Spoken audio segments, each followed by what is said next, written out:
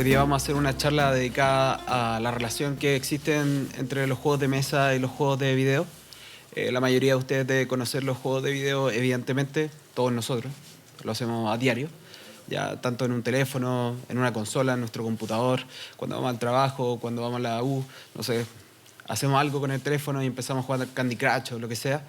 Y existe una relación directa entre las mecánicas de juego de un videojuego y de un juego de mesa. Normalmente, la mayoría de los que están acá probablemente tienen un recuerdo sobre un juego de mesa con respecto a un juego lento, ¿ya? Un juego que nunca acaba, o un juego que uno sacaba cuando se cortaba la luz, si es que eso todavía existe, ¿ya? Y eso cambió diametralmente. Desde los 90 empezó una ruptura en los juegos de mesa. Al principio voy a hablar un poco de Devir, para que ustedes sepan qué hacemos, quiénes somos. Devir es un grupo editorial y también una distribuidora de distintos tipos de juegos. Nuestra base central, por así decirlo, está en Sao Paulo. Devir empezó en el 85 como una tienda de cómics, como cualquier otra, ¿ya? En un momento en Brasil donde no existían muchas tiendas de cómics, no se hablaba mucho del cómics, y después de la edición de cómics empezaron a transcurrir varios años donde se empezaron a añadir distintas líneas de producto, como las que están ahí, ¿ya? Devir en su momento imprimió Magic en portugués, fue la primera de las distribuidoras que exportó Magic como concepto afuera de Estados Unidos, ¿ya? Y también empezó a hacer otros negocios con Dungeons and Dragons, ¿cierto? Imprimirlo en portugués, traduciendo los manuales, que eran octogenarios, básicamente. ¿Cuál es el objetivo que nosotros tenemos en Chile? Nuestro objetivo es hacer de Chile la capital de los hobbies en Latinoamérica, ¿ya? Consideramos que Chile es un lugar interesante porque es como un mercado beta testing. Todo lo que pasa en Chile y que es exitoso se replica al resto de Latinoamérica, en todos los rubros, ¿ya? Nadie apuesta por Chile porque es un mercado chico, porque los chilenos son raros, porque está este sistema con un país totalmente largo y difícil de distribuir. O sea, si yo quiero poner un juego en Arica, tengo que pagar 4.000 pesos solamente de envío, ¿ya? Y todo eso, a todas las marcas que están fuera de Chile les parece raro. Entonces, cuando se pone una oficina en Chile y dice, oye, quiero trabajar tu producto, dicen, ¿y por qué? ¿Y por qué en Chile?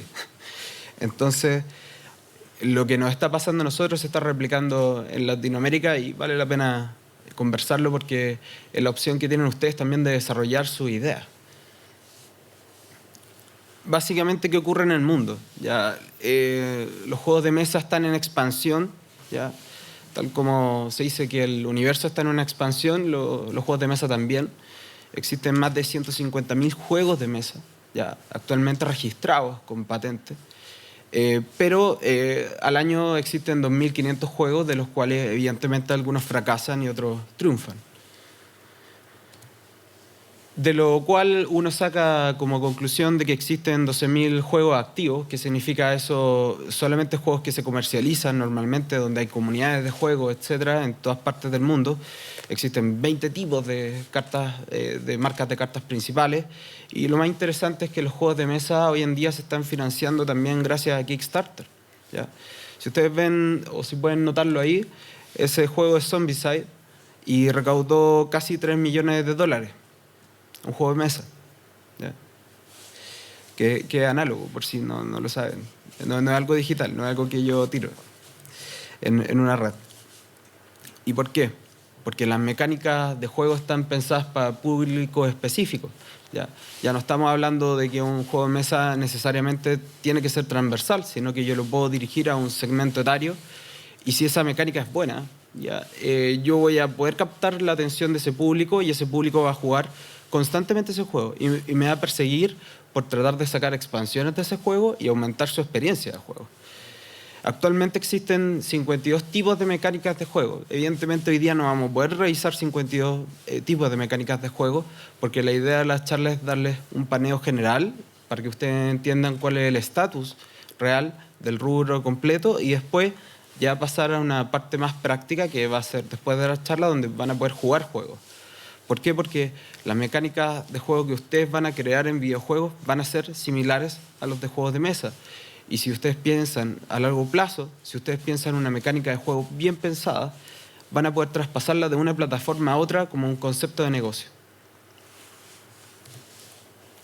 ¿Qué ocurre en Chile? Hay más de 2.000 tipos de productos, ya solamente en tipos de juegos, no solamente en juegos de cartas.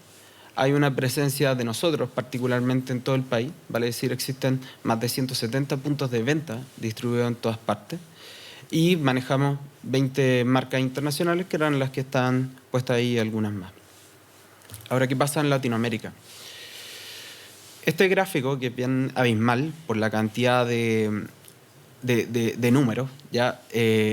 Lo que pretende hacer es dar una idea de los tipos de juegos de mesa, solamente tipos de juegos de mesa que hay en Chile con respecto al resto de Latinoamérica, ¿ya? En el 2012 nosotros teníamos 302 tipos de juegos, cuando en ese minuto el que estaba más cercano era México, con 107 simplemente. Y después ya al 2013 tuvimos un incremento brutal de 506 tipos de juegos, ¿ya? 506 tipos de juegos. O sea, si una persona quiere jugar un juego de mesa hoy en día en Chile, es tan complicado como tratar de jugar un videojuego de algo. Oye, recomiéndame un shooter. Es que hay como 40.000 shooters. ¿De qué querís? Hay uno de conejitos shooter. Ah, ya, ese me gusta. Tenéis que hacer todo ese análisis para poder llegar al juego que te gusta, ¿ya? Entonces, ¿por qué se genera eso? Porque nosotros hemos invertido más de 3 o 4 años específicamente en juegos de mesa, ¿ya? Y eso significa mostrarlos, como lo hacemos hoy en día acá, o también empezar a probar cosas, a testear público, a traer cosas interesantes o cosas diversas para ver a qué tipo de público alude. Y ahora existe un público cautivo de miles de jugadores de juegos de mesa distintos. ¿Por qué? Porque existe una variedad de partidas. Lo interesante de esto es el consumo de los juegos, dónde se genera, ¿ya? Evidentemente, por una cuestión geográfica, transportar un juego de mesa desde la capital, que es donde siempre van a llegar los barcos, porque finalmente van a llegar a través del aeropuerto internacional o bien a través de un embarque en Puerto San Antonio o Valparaíso, siempre van a salir los juegos desde ahí, tanto para cualquier tipo de industria en realidad. Después se van a ir a distribuir. Entonces enviar una caja, que es un volumen de 4 kilos, qué sé yo, a Punta Arenas, evidentemente es un tema. Pero evidentemente a lo largo de los años estos porcentajes han ido creciendo, ¿ya? En las regiones. Y eso se da por 2 factores. Porque el consumo de los juegos por región es distinto al de la capital, ¿ya? La capital se concentra en puntos de venta, existen miles de malls, etc. Pero en una región normalmente existe un mall, existe una cadena, existe uno de todo, por así decirlo. Es como monopólico por rubro, ¿ya? No existen muchas tiendas de videojuegos, se tiran 3, 2, ¿ya? Entonces, lo mismo pasa con los hobbies. Ahora, lo interesante es que hay una tendencia del sur a crecer, ¿ya? Y eso significa que los juegos de mesa son consumidos por personas que tienen dilemas, evidentemente, con lo geográfico, lo climático. Las personas en el sur normalmente hacen su vida puerta adentro. ¿Por qué? Porque el clima lo obliga, de alguna manera, a ir a la casa de alguien a hacer una actividad o hacerla en su propia casa, ¿de acuerdo? ¿Por qué? Porque está lloviendo y tienen que estar ahí, no sé, 7 horas, ¿cachai? A menos que quieran empaparse o porque no hay tráfico o lo que sea. Y están acostumbrados a eso. Y normalmente ellos consumen juegos de mesa tradicionales, ¿cierto? Pero ya de a poco hemos ido escalando tranquilamente en ese tema. Ahora, vamos a los que nos compete, que es lo más interesante. Los juegos análogos, análogo significa a todo lo que es físico, ¿ya? Versus los juegos digitales. De partida, la mecánica de juego es todo, ¿ya? Si la mecánica de juego está bien resuelta, tú puedes llevarlo a lo que sea. Ahora, hay muchos casos donde tú veis ejemplos donde prostituyen, por así decirlo, a la mecánica de la fuerza. O sea, no voy a hacer un Monopoly de Warcraft, ¿cachai? Tenéis que hacer un juego de tablero de Warcraft, pero que no sea Monopoly, ¿cierto? Porque eso no tiene sentido, ¿cachai? No va a ir leveleando por el cuadrado ese que es eterno, ¿cachai? Entonces, eso uno tiene que pensar a la hora de hacer una mecánica. ¿Dónde va a hacerlo y por qué va a hacerlo? Ahora, lo interesante es que cuando la mecánica es única, entre comillas, porque nadie va a inventar algo nuevo, ¿de acuerdo? Sino que va a nutrirse de un montón de aspectos que les parecen interesantes y los va a mezclar en una licuadora y va a salir algo que claramente es distinto a todo lo que hemos visto antes. Eso es lo que hay que tratar de pensarlo de manera transversal para que sea multiplataforma, ¿de acuerdo? Y al final esa idea de que existe un versus entre lo digital y lo análogo no existe, ¿ya? No existe. O sea, sáquense eso de la cabeza. Porque finalmente en aquellos que trabajamos en esta industria y finalmente vemos los comportamientos que existen del mercado, por ejemplo, ayer estaba escuchando un programa, que deberían escucharlo si les gustan los videojuegos, que se llama La Disquetera, ¿ya? Que lo hace Christian Set, que es un periodista específico de videojuegos, y hablaba de que hace 2 días salió un reporte en Japón de que la venta de consolas había bajado pero horriblemente y estaba aumentando exponencialmente el consumo de cosas portátiles, no solamente de videojuegos como la DS, sino también de plataformas como en celular o de tablet, de ese tipo. Y el consumo era, pero abismal, era súper grande. Y eso tiene que ver con que muchas veces la industria se satura de ciertos tipos de mecánica y no ofrecen nada nuevo. Y como no ofrecen nada nuevo, tú no vas a invertir en comprarte una PlayStation 4 por un juego, si lo tenéis también en plataforma digital al mismo tiempo. Por eso están habiendo empresas que están cambiando su norte, que están empezando a moverse hacia la idea de los celulares, por las capacidades que tienen los equipos ahora y también las tablets. Entonces, finalmente hay que pensar de manera más horizontal como rubro de juegos más que como videojuegos, simplemente porque van a tener mayores oportunidades de crecer. Ahora, para generar una mecánica de juego, da lo mismo cual sea, uno tiene que primero entablar un objetivo específico sobre la mecánica que quiere plantear, pues, no sobre lo que a uno le gusta. O sea, el mercado objetivo de lo que a uno le gusta puede ser tú solo. y eso sería triste. O sea, desarrollar un juego para solamente consumirlo tú mismo. De partida son objetivos personales, intrínsecos, ¿cachai? Que son importantes o excíntrecos, que básicamente son como los que hay en WoW muchas veces, como la daily quest que hay ese día, que en realidad no te sirve mucho, pero igual te gusta hacerla, porque igual tiene su gracia. Te dan una montura o te dan alguna cuestión que le da más flavor al juego, etcétera. También existe lo de hacer algo específico o ser alguien, o sea, la caracterización de un rol específico que normalmente se ocupa más que nada en los juegos de rol, y lo competitivo y lo cooperativo, que ahí es donde está más presente lo que ustedes probablemente van a desarrollar en el futuro. Y los juegos finitos e infinitos, que eso básicamente se transportan los juegos de tablero a un juego que tiene la capacidad de jugarse muchísimas veces y ser siempre distinto, versus un juego que es estático, ¿ya? Y que tiene un principio y fin, y que es un desafío simplemente. Entonces pasamos a cómo se desarrollan estas mecánicas de juego. Primero, la dinámica de juego para los diseñadores. Ya está expuesta en 3 partes fundamentales: las mecánicas de juego, la temática del juego y la historia trasfondo si es que es necesario, ¿de acuerdo? O sea, no todos los juegos van a tener trasfondo necesariamente, pero sí una historia, y esa historia es la que te da narrativa para después continuar una saga de juegos, ¿de acuerdo? La mecánica de juego evidentemente es lo más importante, pero está compuesta de esta trinidad, por así decirlo. Y después está la dinámica de juego para los jugadores, ¿ya? Que tiene que ver con la estrategia, con un factor de suerte y también con la habilidad de los conocimientos. Y este triángulo es donde ustedes operan normalmente, ¿ya? Quizás en los videojuegos se va a llamar variables más que suerte, ¿de acuerdo? Pero finalmente va a ser en proporción cada uno de estos campos, mayor o menor, para arrojar como resultado la mecánica de juego. O sea, si tengo un juego que tiene mucho azar, probablemente a un jugador que es más analítico no le va a interesar. ¿Por qué? Porque no puede hacer que su intelecto sea puesto a prueba. O si el juego solamente se trata de habilidad, tanto manual o de precisión en el movimiento, etc., evidentemente va a dejar afuera un montón de público que no quiere esa experiencia, porque no es bueno haciéndolo.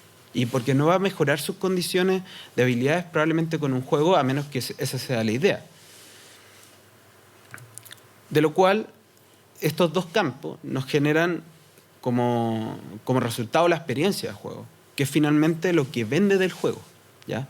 La mecánica de juego genera el involucramiento del jugador hacia el juego, pero esta relación entre estas dos versiones del juego completo versus lo que pasa con el jugador, se genera la experiencia de juego, y la experiencia de juego es lo que va a hacer que ese jugador tome su juego y vaya a donde sea y decir, oye, necesitamos sentarnos ahora a jugar esto, o descarga esta aplicación ahora, ¿cachai? ¿Por qué? Porque la experiencia de juego es lo que va a fidelizar a su público finalmente. Ahora, si uno pudiera ampliar los campos para entender cuáles son la cantidad de factores de un lado y de otro, nosotros tendríamos este resultado, entre comillas, en distintos ámbitos. Por ejemplo, el que está arriba a la izquierda, que es la dinámica de juegos tradicionales, normalmente tiene un factor de suerte que es mucho más grande de lo normal, ¿de acuerdo? En cambio, un Eurogame, que básicamente es un juego de tablero europeo y lo que se denomina un juego moderno, tiene una presencia mucho más grande de habilidad y conocimiento. Vale decir que las personas puedan aprender durante el juego a jugar mejor, o bien que necesiten conocimientos específicos para poder jugar ese juego. Vale decir, es mucho más especializado el Eurogame como concepto de juego, ¿cierto?, que uno tradicional que está más derivado no tanto de las capacidades personales. En cambio, un juego de guerra va a tener un factor de estrategia mucho más incipiente que va a decir un poco que dependiendo de qué pasa cada turno es mi reacción, y por tanto tengo que tener un equilibrio, entre comillas, entre las habilidades y también la estrategia que estoy teniendo. Ahora pasamos a mecánicas de juego y por qué tienen relación. Puse de ejemplo Little Big Planet básicamente porque es un juego cooperativo, donde tú tienes que hacer pruebas específicas y donde necesitas a todos los jugadores involucrados con ese principio y ese fin. Ahí, por ejemplo, los personajes están tratando de hacer algo específico, pero están haciéndolo todos juntos porque es necesario. No es lo mismo que un juego cooperativo como los que hace Nintendo específicamente, donde si bien tú puedes estar jugando con Luigi y yo con Mario, en realidad no es relevante si los dos estamos haciendo algo específico. Lo importante es agarrar la bandera. No importa quién lo haga y en el orden que sea. En cambio, en este juego sí es necesaria la coordinación conjunta de las acciones. Y eso pasa en este juego que ustedes después van a probar, que se llama La Isla Prohibida. La Isla Prohibida es un juego cooperativo súper interesante porque es de una isla que se está inundando, ¿ya? Y los jugadores lo que tienen que hacer es tratar de agarrar los tesoros lo antes posible, y la isla se va a ir moviendo y el tablero va a ir desapareciendo porque se hunde, simplemente. Evidentemente, si ninguno de los personajes colabora, es súper difícil ganar, ¿de acuerdo? Normalmente esta es la posición inicial del juego, ya uno puede armarlo como quiera, y eso es un factor muy importante del desarrollo de los juegos modernos, que es la variabilidad, ya que normalmente se ocupa en cualquier tipo de juego, es que no sea estático, que yo pueda armarlo como quiera, que la partida sea distinta de partida porque la ubicación de las piezas es distinta. O sea, yo lo armo como quiero. Y lo que está más abajo, que tiene como unos niveles, son los niveles de inundación. Y evidentemente cuando uno llega arriba, el juego termina y los jugadores pierden. En ese caso se muestran más en detalle cómo una loseta específicamente parte de un color y termina siendo azul, que es básicamente que se está empezando a inundar y de repente desaparece simplemente. Y las cartas que hacen que esas losetas empiezan a desaparecer, que es básicamente el factor de azar que antes decíamos que había. Los niveles de inundación y también un poco lo que tienen que recolectar los jugadores, que son esas cartas de tesoro, que es que esa copa necesitan buscar 4 lo antes posible, ir a la ubicación, canjear el tesoro y después irse en helicóptero. Pero el problema se genera cuando si la ubicación donde está el tesoro se inunda y se hunde, pierden el juego, porque ya no pueden recuperar el tesoro, o bien la ubicación donde está el helicóptero. Entonces, todos los jugadores tienen que hacer distintas acciones para evitar que la isla se inunde, o bien para recolectar los tesoros al mismo tiempo. Por lo tanto, si uno o dos de los jugadores se vuelven medio troll y no empiezan a hacer nada, fracasan rápidamente. ¿Ya? No hay posibilidad de éxito. Ahora, existe una modalidad que yo la traspaso así como que es cooperativo del Call of Duty cuando tú participas en equipo, ¿ya? Y es de supervivencia básicamente por la narrativa del juego. La narrativa, o sea, son balas, te hieren y moriste, fin. Eso es supervivencia. Y hay algunos juegos que han asimilado ese concepto de supervivencia y de wargame, entre comillas, a su mecánica de juego, que de hecho es la evolución de la misma isla prohibida, que es el desierto prohibido. En este juego, que quizá uno puede decir que es parecido, no tiene nada de parecido en las mecánicas de juego, pero constituye una saga narrativa donde si bien estos personajes se van con un tesoro, después se estrellan en un desierto, brillantemente, y donde existe un factor que a diferencia del otro juego no existía, que es el agua.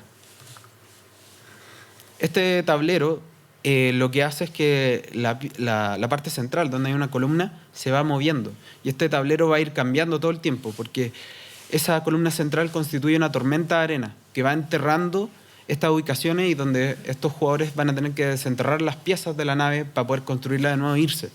¿De acuerdo? Pero esas piezas van a ir moviéndose y van a ir reconstruyendo completamente el juego de tablero constantemente, al azar. Eso significa que si yo descubro que una pieza está en una parte, puede ser que al final de mi turno la pieza se transporte a otro lado y eso significa que yo necesariamente deba gastar más turnos para poder llegar a ese lugar. Pero existen específicamente cartas como dice el Sol de Justicia, que básicamente hace que todos los jugadores reduzcan su nivel de agua en 1, ¿ya? Los jugadores están al lado y tienen como una petaca, ¿cierto?, donde está su agua, y los jugadores tienen que compartir el agua, ¿ya? Eso significa que no solamente tienen que distribuirse por la mesa, sino que deben estar cerca para poder ir donde un jugador y darle agua, porque si no muere, ¿ya? Entonces, ese factor de supervivencia es como algo que ustedes pueden traspasar de un concepto a otro, quizá algo súper bélico, que es una metralleta y básicamente una guerra, y otro a un sistema de supervivencia con alimentos. Ahí, por ejemplo, se ve los jugadores ahí destapan un lugar y no hay nada, ¿de acuerdo? Pero en otras ubicaciones están las piezas de la nave que las van a ver después en la exhibición. Después está de supervivencia también, por así decirlo, y cooperativo, Leyendas de Andor. Leyendas de Andor es una mezcla de un juego de rol con un juego colaborativo, donde básicamente la idea del juego es hacer una misión, ¿ya? Hay 10 misiones distintas en el juego original, pero curiosamente el autor del juego lo que hizo fue bastante inteligente, fue liberar la forma en que él hace la aventura. Y eso hizo que múltiples personas de todas partes del mundo empezaran a escribir sus propias aventuras para añadirlas dentro del sistema de juego. Normalmente uno tiene un personaje y hay una trama súper sencilla donde tú tienes que ir a buscar un tesoro a tal parte, etc. Pero se dan ciertas condiciones donde se pueden apreciar más esta parte de acá, que es la que va a ir aumentando, ¿ya? Que es la que va a generar dificultades. Vale decir que estas letras van a ir avanzando y te van a decir específicamente qué ocurre en el juego y eso le va a dar variabilidad al juego. Sin embargo, este tablero completo está dividido en 80 lugares y es reversible, aparte de eso. Entonces la idea es que haya un amplio frente de posibilidades y también donde se generan enemigos aleatoriamente. Evidentemente los jugadores pueden avanzar en niveles, ¿cierto? Y equiparse ciertos objetos para aumentar sus stats. Obviamente como el concepto de los juegos de rol traspasa muchísimo antes con D&D a a los videojuegos. Básicamente ese concepto se mantiene en muchísimos juegos todavía. Y ahí se pueden apreciar un poco más las figuras, pero básicamente el concepto del juego es que el autor libera la gracia, que es la mecánica, y le dice a los chicos, mira, esta es la forma de crear una aventura. Y con eso el juego se vuelve eterno, porque finalmente si te dicen cómo hacer una aventura, ya, o una misión, significa que lo podéis jugar todas las veces que queráis o hasta donde tu imaginación dé.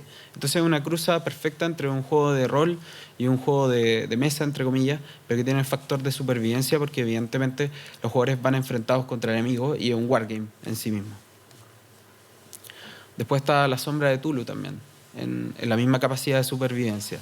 La Sombra de Tulu es quizás uno de los juegos más emblemáticos que tenemos acá porque muchas personas aman a Lovecraft con total devoción, ¿ya? Y rendirían tributo y sacrificarían vírgenes para invocar a Tulu y destruir el universo. Bueno, esto pasa más o menos en ese sentido acá.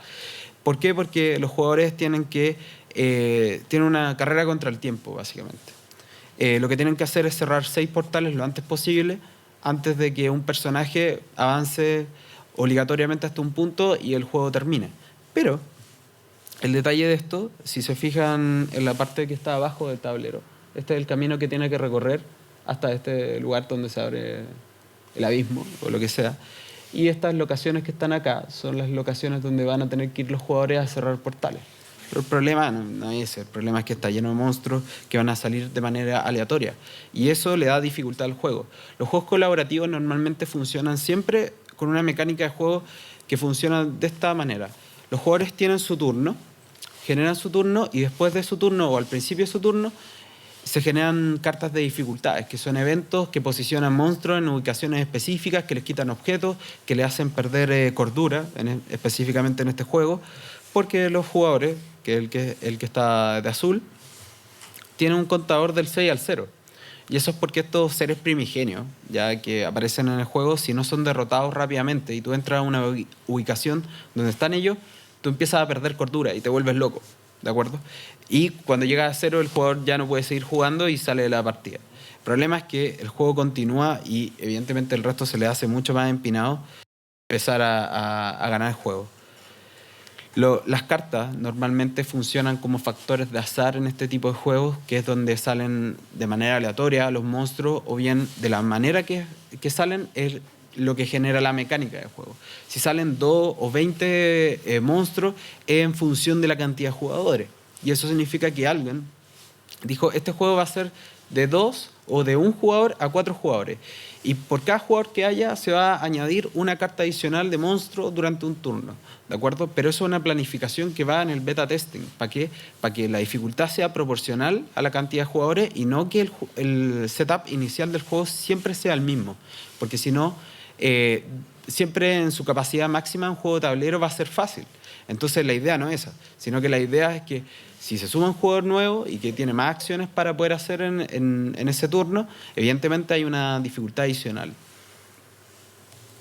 Después pasamos a un juego que quería recapitular, que no es muy conocido, no sé si lo conocen ustedes, pero el Dawn of War, porque es interesante que haya un juego de guerra, pero que está planteado uno en turnos, ya que eso es raro para los simultáneos que son básicamente los juegos digitales, ¿ya?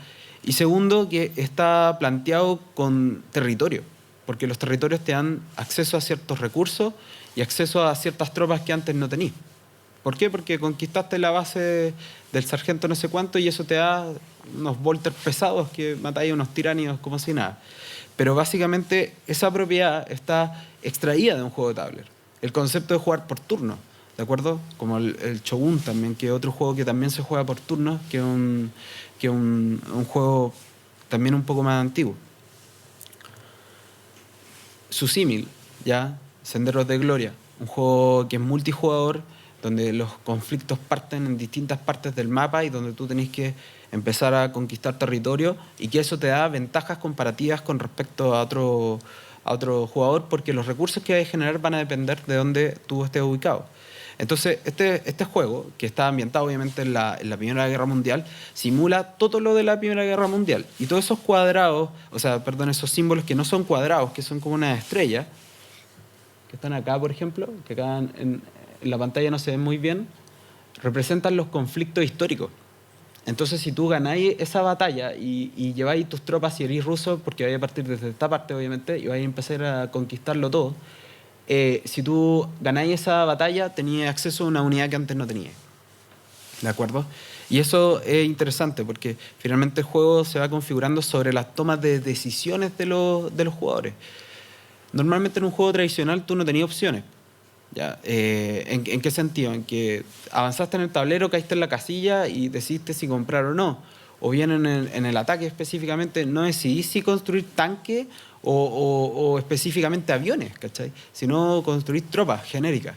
Y esa cuestión, que es tan burda, de alguna manera, ¿cachai? Empobrece el juego. En cambio, cuando tú tenés tipos de tropas, o incluso, en ese caso en particular, son las condiciones de las tropas y cómo se posicionan, porque este es un juego más táctico, no es tan, por así decirlo, estético. Es mucho más táctico, o sea, tengo miles de tropas y las voy apilando en una pura ciudad y el jugador sabe lo que tengo ahí. Y también hay algunas tropas que las doy vuelta para que él no sepa las condiciones. Esos 3 números significan distintos valores, que es fuerza, rapidez, movimiento, etc. Van a hacer que después también con efectos específicos, por ejemplo de evento, o si yo soy norteamericano y juego una carta en particular, pasa algo en Norteamérica, que es un evento histórico, que le da fuerza a todas mis tropas y ese momento yo invado el lugar, ¿cachai? Entonces, en este juego, por ejemplo, también hay factores externos, no solamente de los ejércitos que participan en la Primera Guerra, sino también de las revoluciones que se viven en otras partes, también en Chile. La Guerra del Anillo. Este ya es un wargame en equipo. Lo interesante de un wargame en equipo es la dinámica de turnos, básicamente, y que dos jugadores representan las fuerzas del mal, vale decir que Sauron y las tropas de Oriente, y también las fuerzas del bien representadas por enanos y elfos y hombres libres, ¿de acuerdo? Porque este juego se basa no en la compañía del anillo, ya que va recorriendo específicamente los lugares, sino que esta es una ficha que va a ir ocurriendo tranquilamente, donde va a ir Gandalf y qué sé yo, pero los jugadores no tienen dominio sobre eso. Eso va a ir ocurriendo de manera todos los turnos. Y evidentemente la misión de los jugadores del mal es interceptar al portador del anillo lo antes posible, y en el caso de las fuerzas del bien, evidentemente proteger esa cruzada.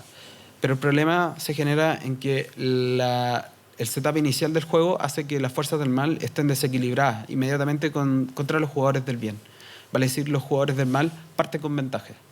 Y después, en el transcurso del juego, esas ventajas se empiezan a nivelar y empiezan, evidentemente, al final del juego a hacerse de manera constante apoyos a las fuerzas del bien, porque básicamente en el arco narrativo del libro, evidentemente Sauron parte con una ventaja logística, que sabe que existe alguien que porta el anillo. El resto del mundo no sabe eso. Y cuando empiezan a enterarse que esto existe, se empiezan a aglomerar y empiezan a generarse ejércitos. ¿De acuerdo? Entonces, ese desarrollo de arco narrativo se traspasó a la mecánica. Y eso es muy interesante. Ese es el mapa normal del tablero. Básicamente la Tierra Media completa. Evidentemente esta parte de acá es la parte donde empieza la base de los personajes del mal, básicamente. Moria, o sea, Mordor. Y en esta parte de acá va a estar Hobbiton y la comarca. Y donde van a estar algunas tropas. Y el setup inicial es así. Ya, o sea, es conflicto directo. Ahora, lo interesante de los wargames en equipo es que son turnos alternados, donde yo tengo ciertas tropas y se me asignan ciertos atributos específicos, y voy primero jugando un jugador del mal, uno del bien, uno del mal, uno del bien, y así simultáneamente. Evidentemente, igual que todos los wargames, tienen millones de reglas de combate, ya hay millones de tipos de tropas, hay algunas, hay elefantes, todo lo que está resumido en los 3 tomos del Señor de los Anillos está hecho miniaturas, evidentemente, para el goce de los fanáticos. Ahora tenemos otro ejemplo interesante de Civilization.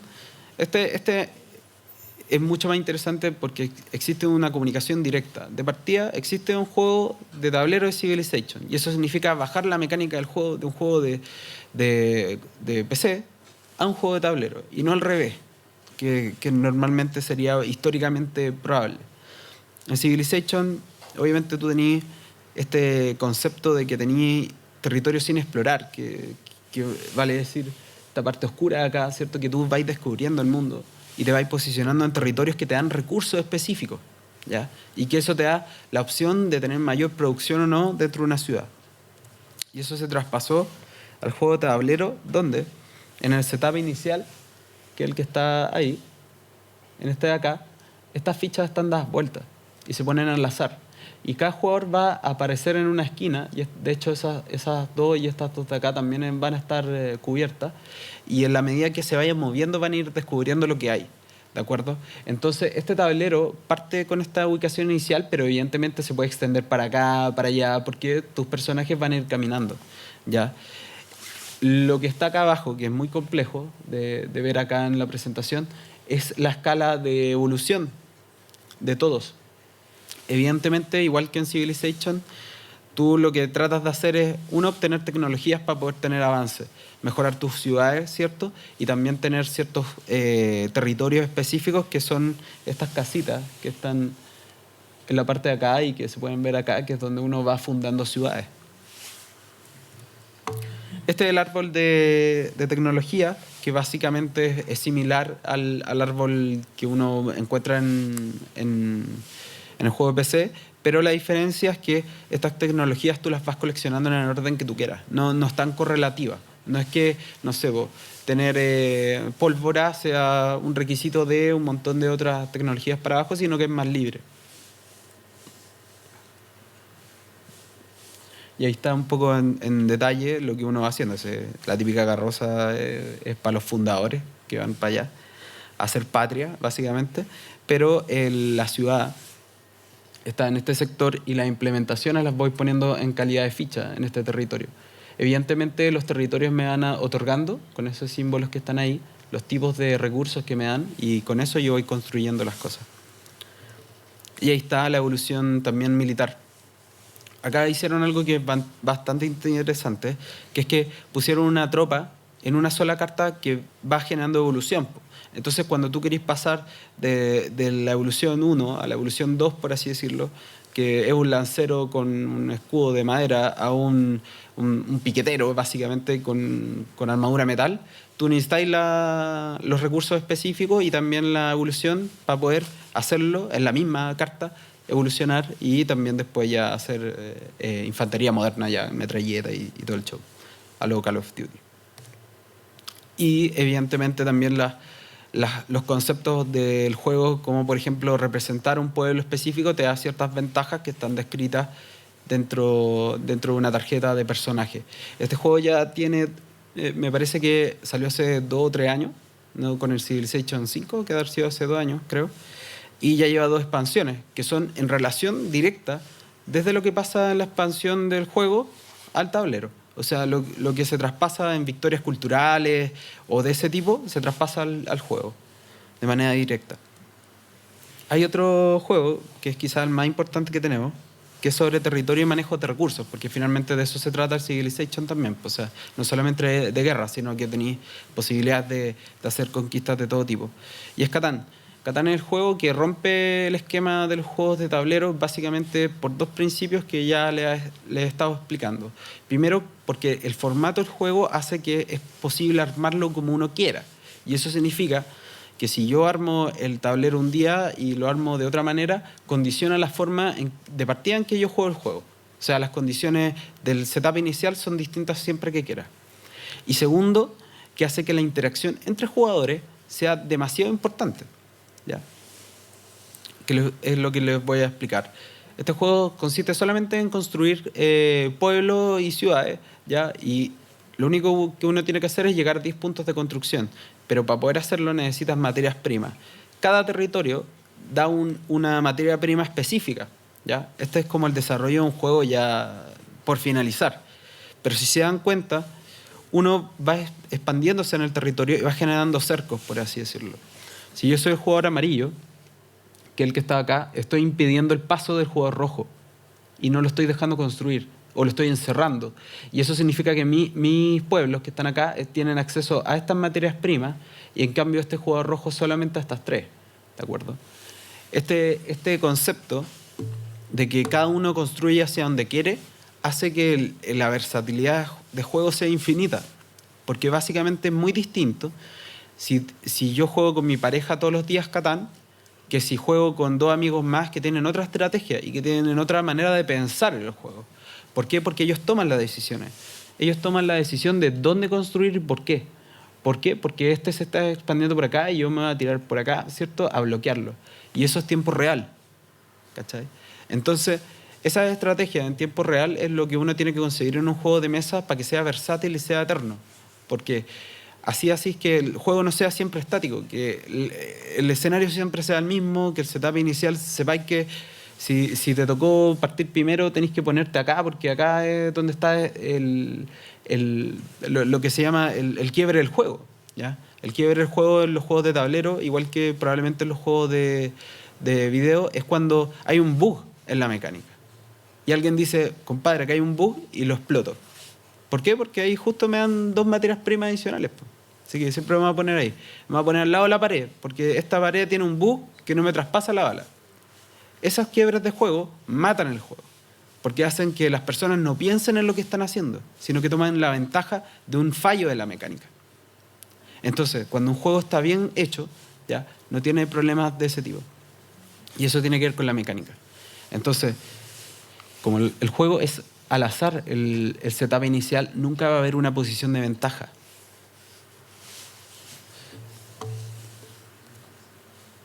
Ahí está el acercamiento más que nada a las materias primas que uno necesita, que después lo van a poder jugar también, así que no es necesario entrar tanto en detalle.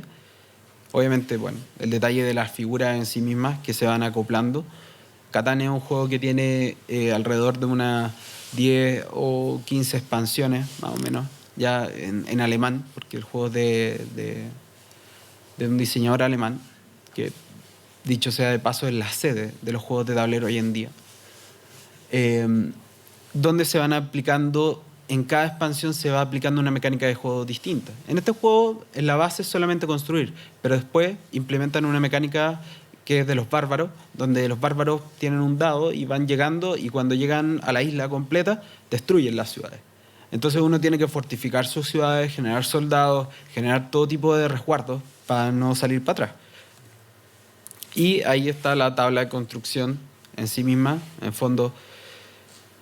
Tú accedes a los recursos dependiendo de dónde están tus ciudades. Por ejemplo, esa roja tiene acceso a 3 materias distintas que son las que están alrededor de él, pero no va a tener acceso a la que está acá atrás, por ejemplo. Entonces, ¿qué pasa cuando tú necesitas un recurso que no tenés? Tenés que comerciar con los jugadores. Y ese es el factor más importante que tiene Catán, que es no solamente aleatorio su setup inicial, sino también que te obliga a interactuar con los otros jugadores, y eso obliga también a que exista una relación entre los jugadores. En términos de que te comercio y sé que te estoy ayudando, pero bueno, yo necesito esa materia prima. Y si alguien tiene un monopolio de algún tipo de materia prima, también lo sufren los otros jugadores. Están los elementos. Sobre territorio y construcción, también tenemos ejemplos que van más al detalle de cómo generar desde un bloque común ya un estilo de juego.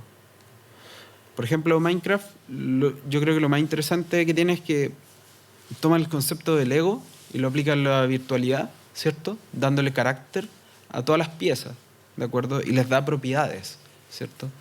Ahí se puede apreciar que existen infinidad de materiales, por así decirlo, para construir cualquier cosa. Y un ejemplo similar existe también en los juegos de tablero, porque existe a partir de un mismo ítem, que es igual siempre, que es Carcassonne. Carcassonne es un juego de construcción donde tú siempre tienes el mismo tipo de losetas, que son las que están ahí abajo, que tienen distintos tipos de cosas, pero siempre en base a un cuadrado. O sea, lo único que tú haces en tu turno es tomar una pieza que es igual y ponerla en alguna parte y tratar de construir algo. Y evidentemente, entre más construyas, más puntajes tienes y ganas. Es muy sencillo. Están nuestros amigos constructores, que son los meeples, y que son los que se van a empezar a añadir las construcciones.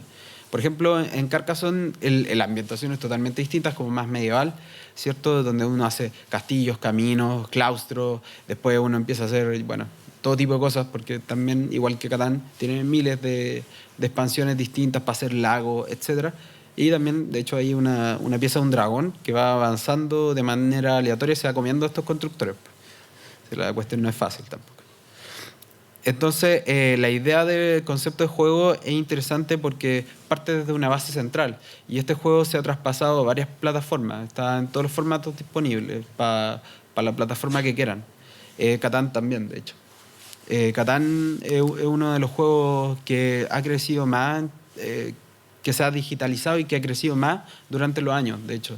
Curiosamente, el consumo de Catán está dado por la participación de los jugadores. ¿Por qué?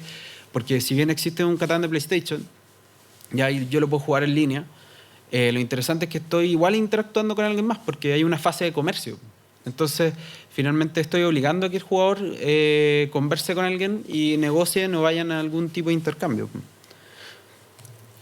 Y ahí está, bueno, nuestro amigo el dragón, que va a ir avanzando y se va a ir comiendo a la gente. Y esa pieza blanca que está ahí es como una suerte de mago que te protege, ¿cachai? Entonces ahí el jugador está protegiendo esa pieza antes que se la engullan. Porque tu personaje es el que le da propiedad a tu construcción. O sea, yo empiezo a construir eso, pongo mi personaje ahí y eso significa que hace que sea mío. Pero si ese personaje desaparece, alguien más se puede tomar la construcción. Como un juego bien antiguo que había antes, que no me acuerdo cómo se llama, que era de construcción y que tú tenías que sabotear las construcciones del otro. Y de eso se trata, no de construir, sino de desconstruir, así como el resto. Y tú tenías como unos maestros chasquillas que iban a sabotear la construcción, pues. Iban a inundarla. Y todo. De repente me voy a acordar cómo se llama. Ese es como el concepto del juego completo, no necesariamente en ese orden, porque los jugadores van construyendo hacia el lado que quieren. O sea, parten con una pieza inicial y se van construyendo hacia donde quieran. Por eso es muy similar a Minecraft, porque en el fondo vais construyendo en función de lo que se te va ocurriendo en el momento. Y la plataforma de construcción siempre es igual. Ahora llegamos a una etapa más de interacción, que es de otra manera. Cómo los videojuegos influencian un poco el carácter de un juego de mesa. Postmonster es un perfecto ejemplo. Tiene dos características principales. La estética, ¿cierto? Está pensado como lo que eran antes un cartridge de Nintendo, ya muy antiguo, y también el arte pixeleado. Ahora, ¿de qué se trata el juego? De construir un dungeon, matar a los aventureros, ya, y recolectar 10 almas lo antes posible. Ahora, lo entretenido, obviamente, es que uno es el monstruo, tiene todas las ventajas.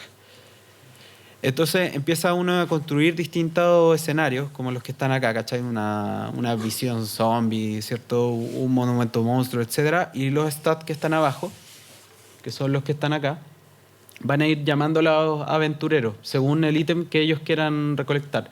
Y este es el daño que le hace al aventurero por pasar por el dungeon.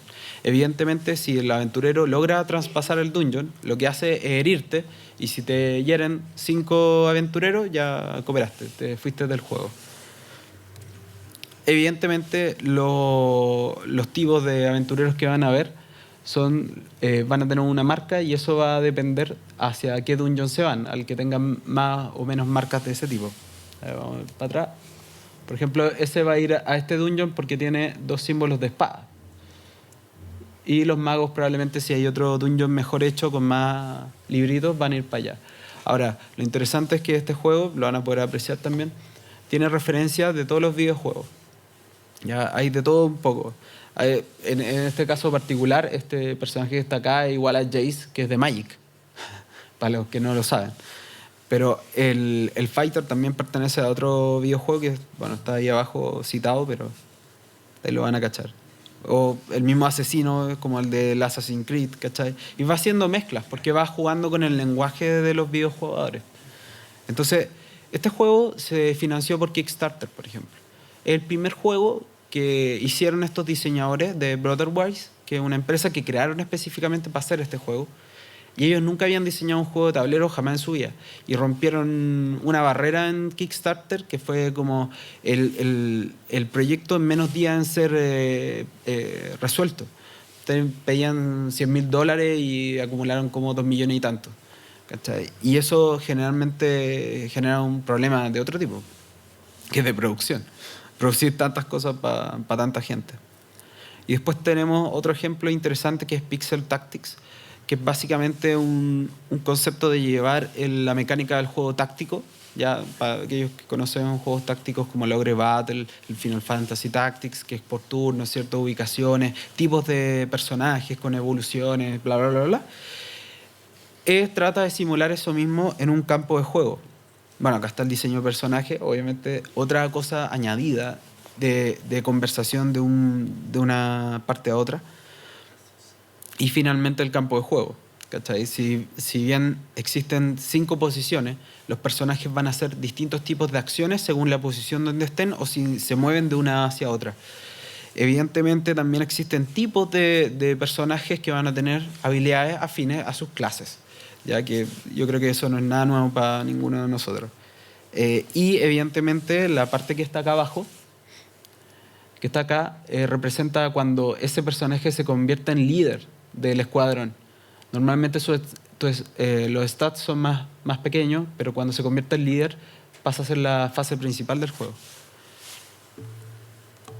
Ahora, para finalizar, porque esto es como un paneo general, ya en otras charlas probablemente vamos a hincar ya el diente profundamente en las mecánicas de juego para entender bien cómo se desarrollan esas 52 mecánicas de juego, que parece un número abismal, y lo es.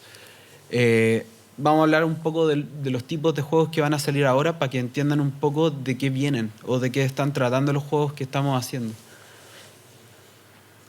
CB o Curriculum Vitae es un juego que se hizo hace muchísimos años, ya en los años 70, que tiene que ver con la vida, ¿de acuerdo? A cómo te fue a ti en la vida. Y tú lo que tenías que hacer es contar una historia, que es a través de las cartas que hay jugando, donde tú narras todos estos sucesos que has vivido en tu vida. Pero si lo piensan, hay muchas personas que igual como que generan mitos en sus historias. O sea, igual como que no trabajé por un poco de plata. No, era harta plata. Y cuando fui a Buenos Aires, igual, puta, reventado. Y quizás no fue así. Pero la gente te lo cuenta así. Entonces, los otros jugadores lo que tienen que hacer es echarle a perder la vida al otro. Entonces, ¿qué es lo que pasa? Que, por ejemplo, tenemos personas que dicen, no sé, pues, no, yo soy un freelancer, que está acá. Pues. Entonces, el freelancer te da puros atributos positivos, porque te da plata, felicidad, tiempo, qué sé yo, pero alguien le puso un niño, pues, y eso te resta plata. Pues. Y a veces hay ciertos niños que te restan hasta felicidad. Entonces, al final del juego lo que tenéis que hacer es tener como la vida más exitosa posible en comparación al resto, en distintos criterios. Pero lo interesante de esto es que es un juego de humor negro, ya que revive de alguna forma. Y esto podría ser efectivamente un juego multiplataforma, porque finalmente se trata de hacerle zancadilla al resto. Y eso es entretenido. Estos juegos que están acá tienen una particularidad que es bien loca, porque son juegos que fueron pensados para niños, pero curiosamente fueron transformándose en productos de consumo para adultos. ¿Por qué? Porque son juegos donde uno tiene que hacer cosas muy sencillas. Por ejemplo, en la ensalada de bichos y en la sopa de bichos son juegos donde tú vas poniendo ingredientes que a veces son ingredientes sanos o a veces tienen bichos. ¿Ya? Y cuando tú pones ciertos ingredientes tienes que hacer ruidos específicos, así como o cosas así. Y si no lo haces, pierdes. Entonces tú te genera esa dinámica de tirar una carta y que la gente empiece a hacer ruido. ¿Ya? Pero si tú a eso le sumáis ciertas características sociales, dígase en un asado, en otro tipo de contexto donde la gente no se concentra concretamente, evidentemente es un juego que tiene otro nivel de situaciones. Lo mismo pasa con Póker de Bicho. Póker de Bicho se trata de un juego donde tú tienes que mentir. ¿Ya? Y igual, entre comillas, que el póker, pero en relación a que tú tienes que traspasar las cartas hacia el resto de los jugadores y hacer perder a un jugador. O sea, solamente un jugador pierde, el resto gana. ¿Ya? ¿De acuerdo? Y lo van a poder probar también ahora porque está su versión ahí disponible. Entonces son mecánicas de juego muy distintas. Hay otro juego que se llama La Polilla Tramposa, que es un juego de hacer trampa. Vale decir que yo tengo unas cartas y yo tengo que deshacerme de las cartas lo antes posible y lo que hago es tirarlas.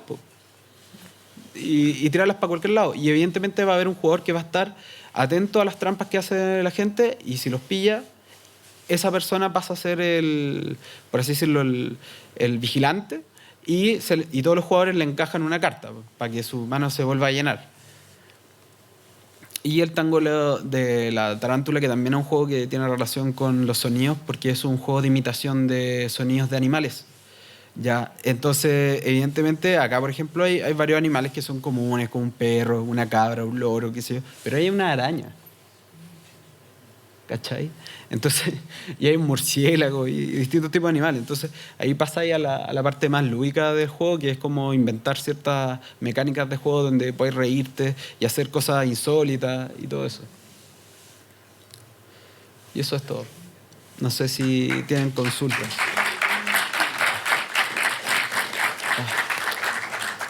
¿Tienen alguna pregunta? Yo tengo una pregunta. Dale. Sí, hola. Soy Rogelio Iturra y estudio animación digital y diseño en videojuegos en esta universidad. Voy en último año y he estudiado harta teoría acerca de desarrollo y teoría propia de experiencia de jugador dentro del juego para el videojuego. Entonces, mi pregunta es la siguiente. ¿Cuál es la siguiente evolución en la experiencia de jugador en el día de hoy sobre los videojuegos?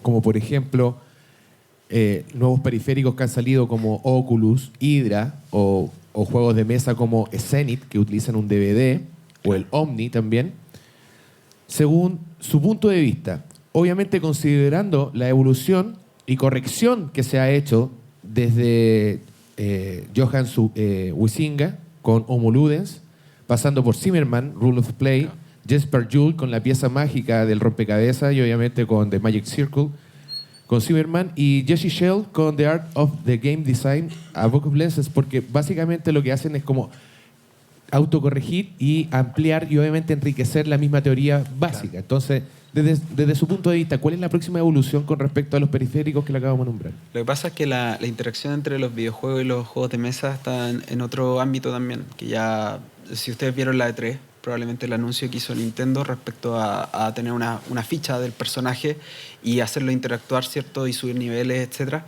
Eso es lo más cercano a lo que va a pasar. Desde mi punto de vista, y lo estaba conversando hace tiempo con otras personas que son del rubro de videojuegos, el videojuego alcanzó un límite en términos prácticos por la tecnología y está tratando de traspasar la pantalla mediante todas las formas posibles, sea el 3D, sea la interacción. No es casualidad que cuando la Wii sale y la gente se empieza a mover, está traspasando la experiencia de juego a lo físico, ¿ya? Y a lo físico del entorno completo, no solamente la persona moviéndose, ¿de acuerdo? Y es porque la experiencia de juego tiene que ser completa, y completa desde la pantalla hacia el espectador, y todo lo que pasa entre medio de eso tiene que ser intervenido de alguna manera. Wii U se basó en una tecnología que ya existía y que existía en uno de los juegos que nosotros trabajamos, que se llama HeroClix. HeroClix es un juego de miniatura, por eso no está en la presentación.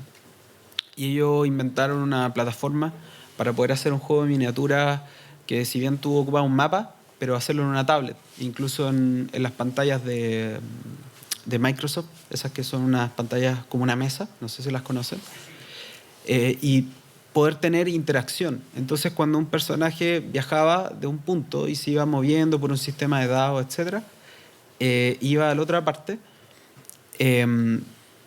lo que ocurría básicamente es que se generaba una interacción con el escenario que estaba de fondo.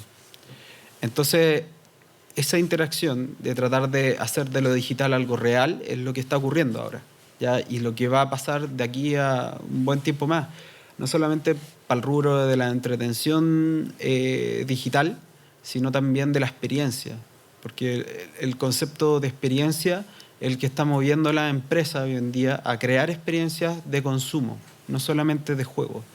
La gamificación como concepto ya está súper instaurada, solamente que no se habla de manera directa en las empresas, pero se habla siempre de generar una dinámica de juego en torno a las cosas. Y si tú lo piensas, las interacciones que hay a través de proyectores y lectores de movimiento ya no están solamente en la pantalla, sino en obras de arte, en instalaciones artísticas, en interacción con lugares interactivos. Entonces, todo eso es lo que finalmente va a catapultar tanto los videojuegos como los juegos de tablero. Los juegos de tablero ya son un escenario de interacción inmediata y física. ¿ya? Les falta quizás ese componente digital adicional, pero básicamente van a pasar 2, 3 años y ya vamos a empezar a ver las primeras experiencias donde yo voy a tener quizás una tarjeta de juego con un chip integrado y la voy a poder validar en un juego de otra característica de la misma compañía. Por eso, la principal noción que tienen que entender es que la mecánica de juego se traspasa.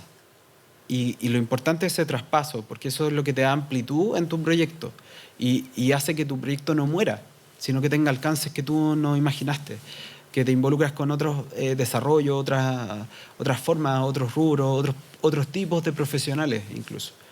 Entonces, ¿por qué? Porque es lo que les comentaba antes. La industria de los videojuegos va en unos cambios y va en cambios que nadie puede predecir. Entonces, si ustedes quieren de alguna manera tener éxito, tienen que pensar de manera más global el territorio de los juegos completos más que el segmento, porque finalmente tienen capacidad para desarrollarse en cualquier parte.